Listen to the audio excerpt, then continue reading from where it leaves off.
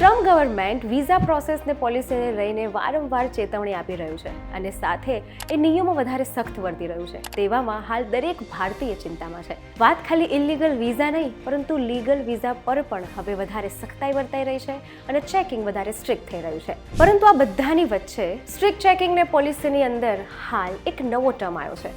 જી હા, જેનું નામ છે immigration moratorium. Hello, ladies and gentlemen. This is your captain speaking. We'll be landing in the airport in just a few minutes. Hello, હું Janvi Pandya. Wet વિદેશના આજના વિડીયોમાં જાણીશું શું છે આ ઇમિગ્રેશન મોરેટોરિયમ, ટ્રમ્પ ગવર્મેન્ટ આ શું કામ લાવી રહી છે અને ખાસ આનાથી ભારતીયોને શું અસર થઈ શકે છે. ઇમિગ્રેશન મોરેટોરિયમ એટલે હાલ ટેમ્પરરી લિમિટેશન અથવા સસ્પેન્શન વિઝા માટે. એટલે ટૂંકમાં નવા લોકોની એન્ટ્રી પર હવે રોક લગાવાયો છે અને એના Paulina Luna, a member of the Republican party દ્વારા એક બિલ પસાર થવાની વાત થઈ છે, જેમાં અમેરિકા વિઝાને હવે પોઝ કરવામાં આવશે. એમનું કહેવું છે કે યુએસનું ઇમિગ્રેશન ઇનક્રેડિબલી બ્રોકન થઈ ગયું છે, એટલે લોકો અત્યાર સુધી આનો ખૂબ ખોટો ફાયદો ઉઠાવ્યો છે. જ્યાં સુધી આ ઇમિગ્રેશનના રૂટને સરખું નહીં કરવામાં આવે ત્યાં સુધી નવા લોકોની એન્ટ્રી પર રોક જરૂરી છે.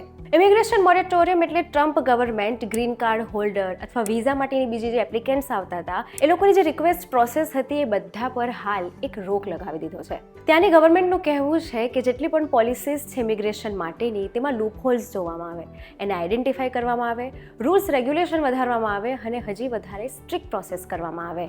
એના પોલિના લુના દ્વારા આ પોઝ કેટલા સમય સુધી રહેશે તે જાણવામાં તો નથી આવ્યું, પરંતુ રિપબ્લિકન્સ દ્વારા ઇમિગ્રેશન ફ્રીઝ આ કંઈ પહેલી વાર નથી. નવેમ્બરમાં ટેક્સાસના ચીફ રોયે પણ પોઝ એક્ટ મૂક્યો હતો, જેમાં ટેમ્પરરી વિઝા સિવાયના દરેક માટે આ પોઝ હતો.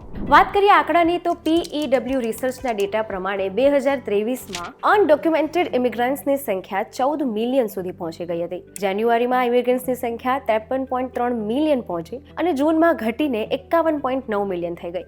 આનું કારણ ડિપોર્શન, ઇમિગ્રેશન રૂલ વધારે સખ્ત થઈ ગયા, ત્યાંની બોર્ડર્સ પર વધારે ચેકિંગ થવા લાગ્યું. આ બધા જ કારણોને લઈને ધીરે ધીરે હવે ઇમિગ્રન્ટ્સની સંખ્યા પણ ઓછી થવા લાગી. ટ્રમ્પની બીજી ઇમિગ્રેશન પોલિસીમાં ઘણા રૂલ્સ ને રેગ્યુલેશન બદલાયા અને યુએસ બોર્ડ પેટ્રોલિંગ પણ વધી ગયું, એટલે યુએસના વિઝા હજી વધારે ટાઇટન, ઇમિગ્રેશન વિઝાની પોલિસી સિસ્ટમ પણ સસ્પેન્ડ કરવામાં આવી. હોમલેન્ડ સિક્યુરિટીના સેક્રેટરી ક્રિસ્ટીન નોમે જેમ ડાયવર્સિટી લોટરીને સસ્પેન્ડ કરી. હવે પ્રશ્ન થાય કે આવા રૂલ્સ, રેગ્યુલેશન અને ઇમિગ્રેશન મોરેટોરિયમથી ભારતમાં શું અસર થશે? તો જેટલા પણ લોકો જે ફેમિલી બેઝડ વિઝા છે, H1 વિઝા છે, આવા જેટલા પણ પ્રકારના વિઝા સાથે યુએસ સાથે જોડાયેલા છે તે બધાએ હાલ ચિંતા કરવાની જરૂર છે. એમાં ખાસ કરીને સ્ટુડન્ટ માટે ક્લિયર થઈ ગયું છે કે હવે ખાલી ડિગ્રીથી કંઈ નહીં ચાલે, ડોક્યુમેન્ટેશન, કમ્પ્લાયન્સ અને સ્ટાર્ટ મેન્ટેનન્સ પણ વધારે એમને ધ્યાન આપવું પડશે. આ સાથે જેટલા પણ પ્રોફેશનલ્સ છે એટલે H1B પ્રોફેશનલ ધારકોએ પણ સમજવું પડશે કે તમારી જોબ સિક્યુરિટી સાથે વિઝાની સિક્યુરિટી પણ હવે લિંક થઈ ગઈ છે.